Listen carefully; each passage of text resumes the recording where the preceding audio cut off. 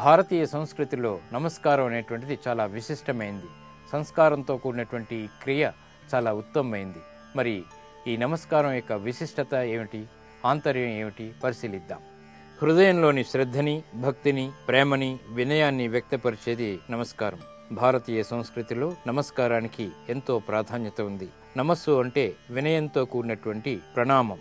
హృదయానికి దగ్గరగా రెండు చేతులు కలిపి మనస్సు నిండా దేవుడి రూపాన్ని, గుణాన్ని నింపుకుని చేసేటువంటి నమస్కారం చాలా విశిష్టమైనది. నమస్కారం చేసేటప్పుడు అహం ఉండకూడదు, ఆర్తి ఉండాలి, భక్తి ఉండాలి. సాష్టాంగ నమస్కారం అన్నిటికంటే కూడా ఉత్తమమైనది. ఇందులో 8 అంగాల్ని నేల కానించి నమస్కారం చేస్తారు. కానీ స్త్రీలకు పంచాంగ నమస్కారం ఉత్తమమైనది. నమ అంటే నాలో ఉన్న నేను అనేటువంటి అహాన్ని దూరం చేసుకుని సంస్కారం అలవర్చుకోవాలని నమస్కారం మనకి చెప్తుంది. ఈ ఉత్తమమైనటువంటి నమస్కారం వినయాన్ని, విధేయతని చూపించడమే కాకుండా భవిష్యత్తులో చాలా రకాలైనటువంటి విజయాలని మనకి దగ్గర చేస్తుంది. ఇది నమస్కారం యొక్క విశిష్టత, ఆంతర్యం.